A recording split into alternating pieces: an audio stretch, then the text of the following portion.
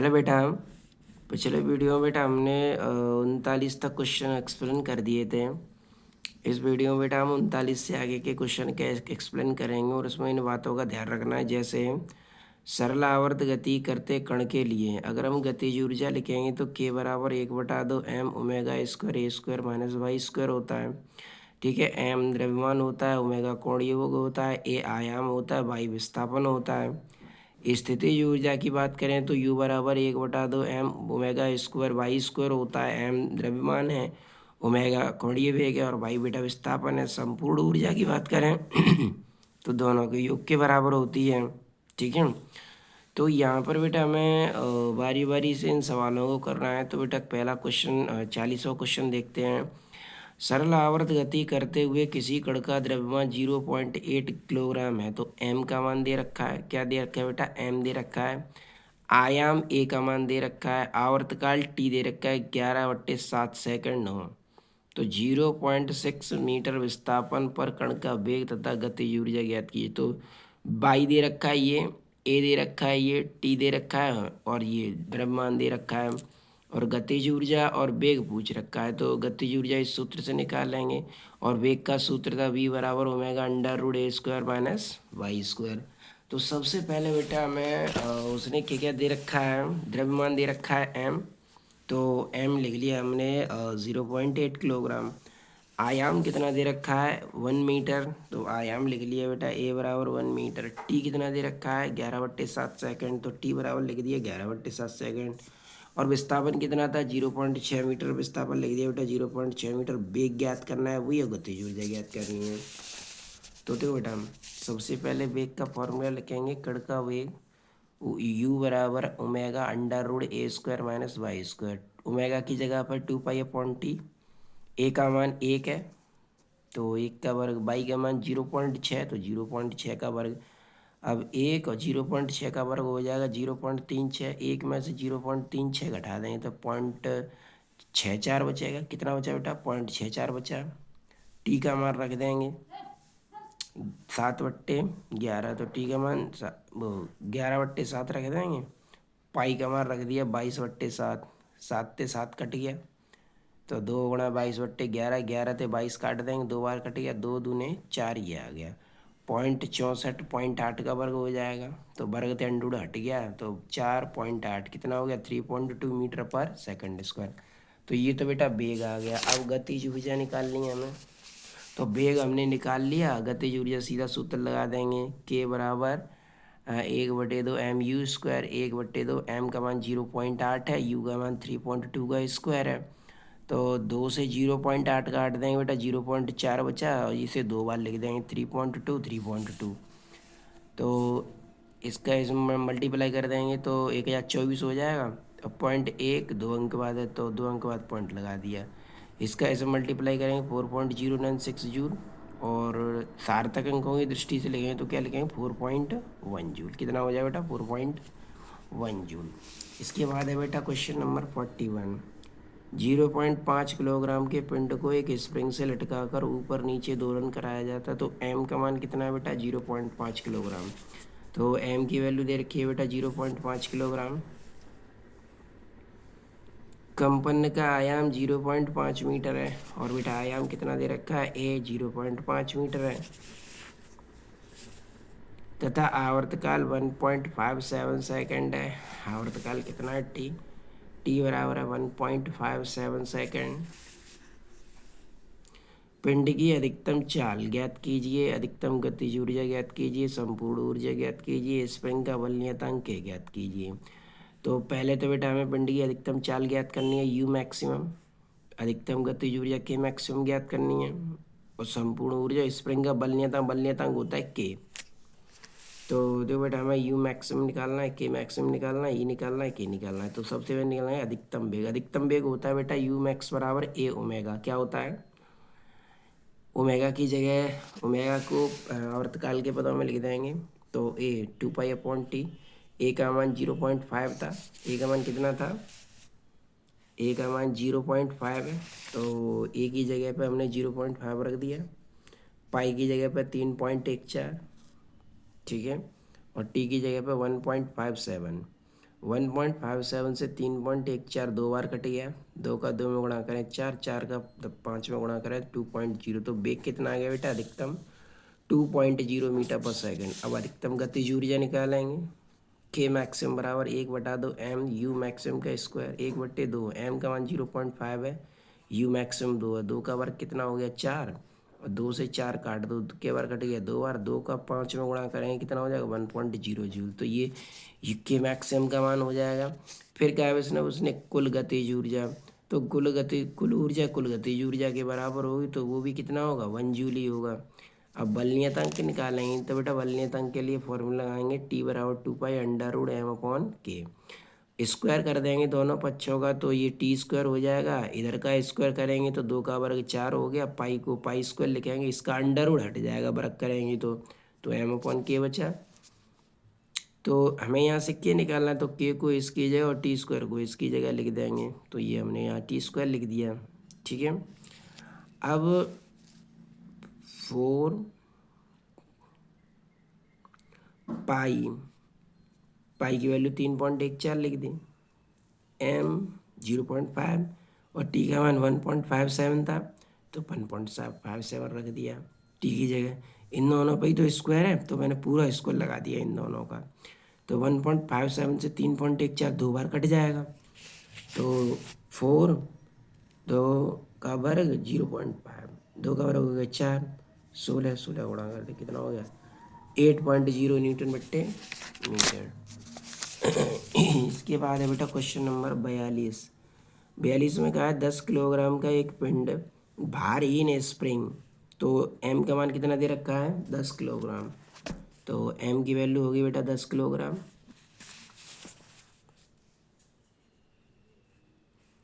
बल नियतांक 250 न्यूटन बट्टे मीटर है, बल नियतांक के का मान कितना दे रखा है बेटा 250 न्यूटन बट्टे मीटर। पिंड को नीचे की ओर 40 सेंटीमीटर विस्थापित करके छोड़ दिया गया, तो कितना विस्थापित करके छोड़ दिया 40 सेंटीमीटर, तो आयाम कितना दे रखा है इसका 40 सेंटीमीटर, सेंटीमीटर को मीटर में लिया 40 गुणा 10⁻⁻2 मीटर। पूछ क्या रखा है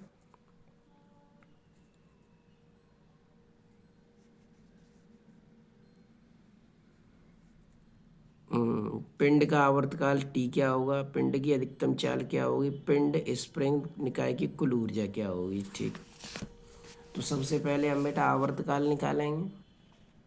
आवर्तकाल टी बराबर होता है 2 पाई √m/k, 2 पाई की जगह 3.14, एम का मान कितना है, एम का मान 10 है, के का मान 250 है, तो एम का मान 10, के का मान 250, 1/25 बचा, 1/25 1/5 का वर्ग हो जाता है, वर्ग अंडर रूट हट जाएगा, 1/5 बचा, 2 का इसमें गुणा कर देंगे 6.28, 6.28/5, 5 का भाग दे दो तो 1.256 सेकेंड, तो टी बराबर कितना आ जाएगा 1.256 सेकेंड।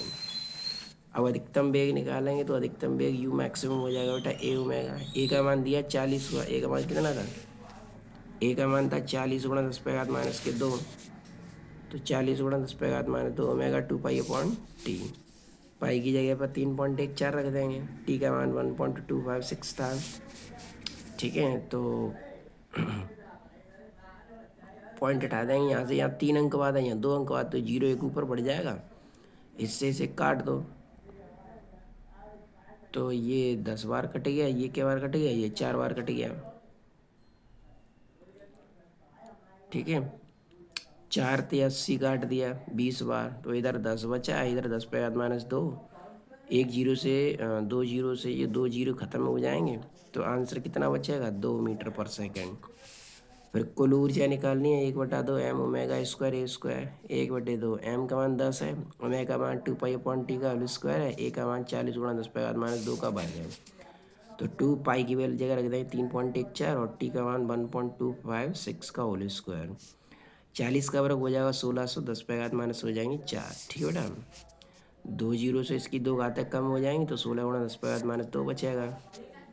फिर वही काट दिया इसको, इसको 10 बार, इसको 4 बार, फिर 2 से इसे काट दिया 2 बार, 2 ते 10 को काट 10/2 बचा, 10 2 ते 10 काट देंगे क्या बेटा 5, ठीक है, सॉल्व कर लेंगे। कितना आ जाएगा यहाँ से 20 जूल आ जाएगा। कितना आ जाएगा 20 जूल।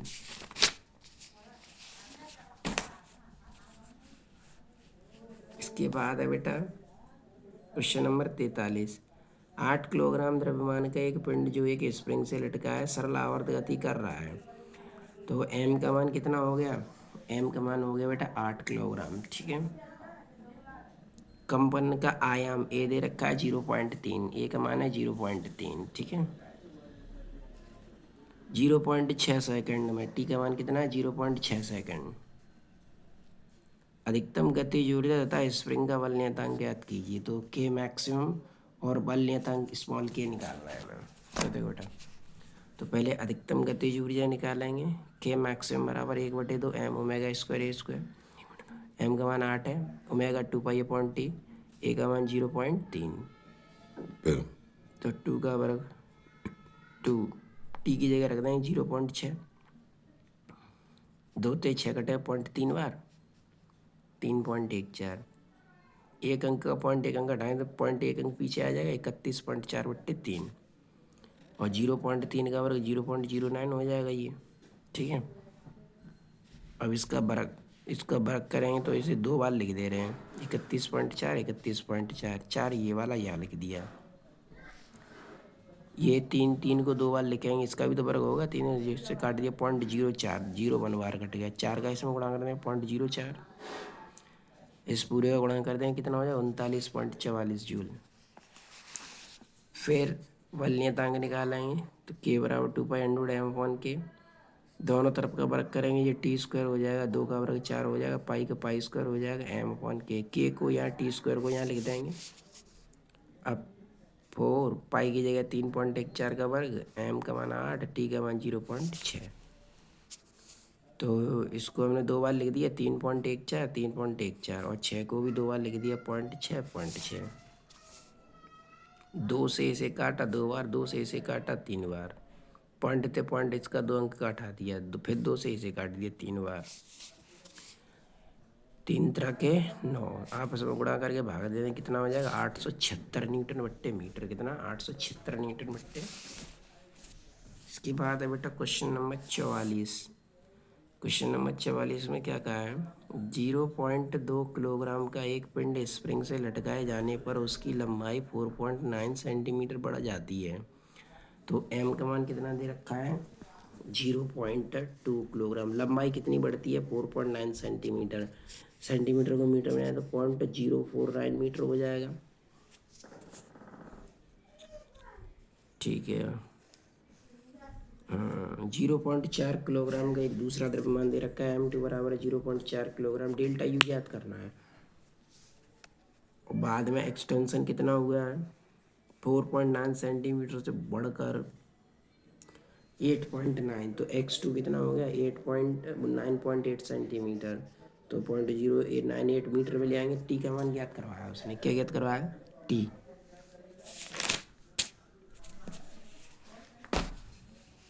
तो पहले हम के का मान निकालेंगे, बल नियतांक F बराबर KX1, F1 की जगह पे M1G, तो के निकालेंगे, x1 को इधर ले आएंगे, M1G/x1।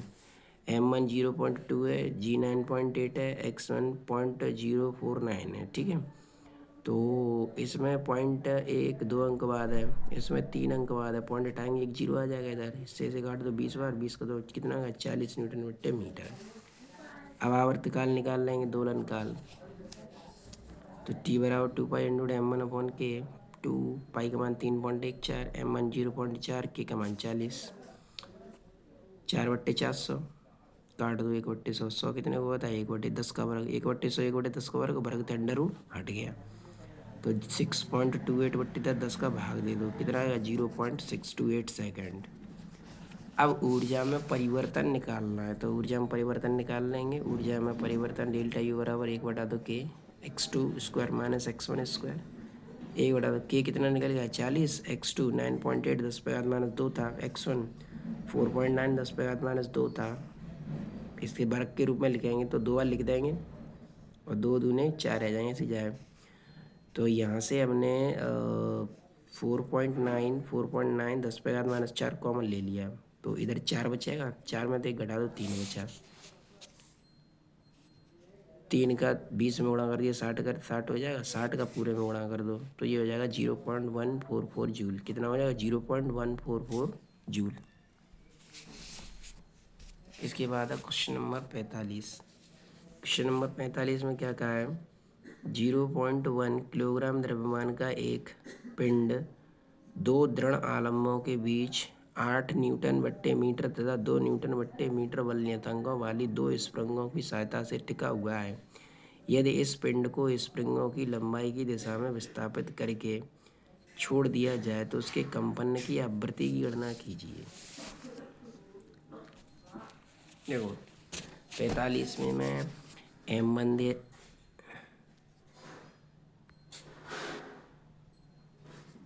दे रखा है 0.1 किलोग्राम, K1 दे रखा है 8 न्यूटन बट्टे मीटर को, K2 दे रखा है 2 न्यूटन, N पूछा है आवृत्ति का मान ज्ञात करवाया है।